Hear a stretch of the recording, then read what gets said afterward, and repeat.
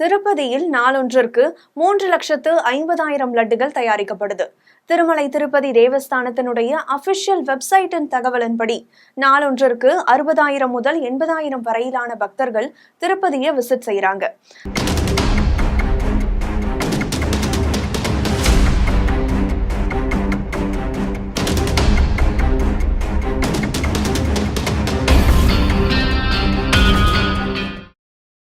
தயாரிக்கப்படும் இத்தனை லட்ச லட்டுகள்ல எந்த லட்டு ஏன் தலையில எழுதியிருக்கு, எந்த லட்டு எனக்குன்னு எழுதியிருக்குன்றத கண்டுபிடிக்கவே 7 மலைகளை தாண்டி ஏழுமலையானை சந்திப்பவர்கள் பலர். அந்த பலருக்கான வீடியோ தான் இது. ஸ்ரீவாரி லட்டுவின் வரலாறே இந்த காணொளி. திருமலை கோவிலில் லட்டு வழங்கும் வழக்கமானது 300 ஆண்டுகளுக்கு முன்பாக, சரியாக சொல்ல போனால் ஆகஸ்ட் 2, 1715 ஆண்டுல தொடங்கியிருக்கு.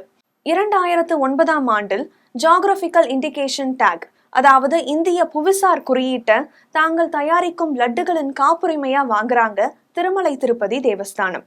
தற்சமயம் நாம் சுவைக்கக்கூடிய திருப்பதியின் லட்டானது 1940 ஆண்டு மெட்ராஸ் பிரசிடென்சியின் கீழ் ஆந்திரா இருந்த சமயத்தில், மெட்ராஸ் பிரசிடென்சியின் கீழ் ஆந்திரா இயங்கிய சமயத்தில் அன்றைய மெட்ராஸ் கவர்மெண்ட் சர்க்காவின் கீழ் கிட்டத்தட்ட 6 முறை ஐட்டரேஷன்ஸ், அதாவது லட்டுவினுடைய உருவத்தின் மறுசீரமைப்பு, மறு வடிவமைப்பு போன்ற முறைகள் 6 தடவை ரிப்பீட் செய்த பிறகே இன்னைக்கு நாம ருசிக்கக்கூடிய லட்டுவின் நிறம், வடிவம் மற்றும் சுவை முடிவு செய்யப்பட்டிருக்கு. சரி, இத்தகைய சுவை மனம் கொண்ட ஸ்ரீவாரி லட்டுவை கண்டுபிடிச்ச ரசவாதியை நாம தெரிஞ்சுக்க வேணாமா? திருப்பதி லட்டுல கடலைப்பருப்பு இந்த அளவுதான் இருக்கணும், ஏலக்காய் இந்த குறிப்பிட்ட அளவுதான் இருக்கணும், சர்க்கரை இவ்வளவுதான், முந்திரி இவ்வளவுதான், திராட்சை இந்த அளவுக்கு மேலேயும் போகக்கூடாது கீழையும் போகக்கூடாது அப்படின்னு லட்டுவின் ஒவ்வொரு அங்கத்தையும் பார்த்து ரசிச்சு செஞ்ச ரசவாதி தான் கல்யாணம் ஐயங்கார். இவரினுடைய முழு பெயர் ஸ்ரீமான் பூதேரி பத்தங்கி ஸ்ரீனிவாச ராகவன். பூதேரி அப்படிங்கிறது இவரினுடைய கிராமத்தின் பெயர்.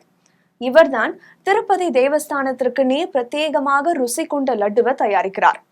பின்னால இவருடைய மகன், சகோதரர்கள் அப்படின்னு அவருடைய பாரம்பரியமான குடும்பமே இந்த லட்டு தயாரிப்பு பணியில ஈடுபடுறாங்க. திருமலை திருப்பதி தேவஸ்தானத்திலே தன்னுடைய குடும்பத்தோட தங்கி. கல்யாணம் ஐயங்கார் மற்றும் அவரது குடும்பத்தார் மட்டுமே திருப்பதி தேவஸ்தானத்துல லட்டு தயாரிக்கும் பணியில ஈடுபட்டுட்டு வந்திருக்காங்க. ஆனால் 2001 ஆண்டு லட்டுக்கான டிமாண்ட் அதிகரிக்கவே திருப்பதி திருமலை தேவஸ்தான ஊழியர்களும் லட்டு தயாரிப்புல ஈடுபடுத்தப்படுறாங்க முதல் முறையாக. லட்டுகள் அனைத்தும் பொட்டு அப்படின்னு அழைக்கப்படக்கூடிய தேவஸ்தான சமையல் அறையில தயாரிக்கப்படுது. அதிகரிக்கும் டிமாண்டின் காரணமாக அடிஷ்னலான கிச்சன் லட்டு தயாரிப்பதற்கு மட்டுமே பூந்தி பொட்டு அப்படின்ற இடத்துல, அதாவது தேவஸ்தான அலுவலகத்துக்கு அருகிலேயே பூந்தி பொட்டு அப்படின்ற சமையல் அறையில தயாரிக்கப்படுது. சரி, திருப்பதியில தயாரிக்கக்கூடிய லட்டுகள் 3 வகைப்படுது. முதல் லட்டினுடைய பெயர் ஆஸ்தானம் லட்டு, 2ஆம் லட்டினுடைய பெயர் கல்யாண உற்சவம் லட்டு, 3ஆம் லட்டுவின் பெயர் புரோக்தம் லட்டு.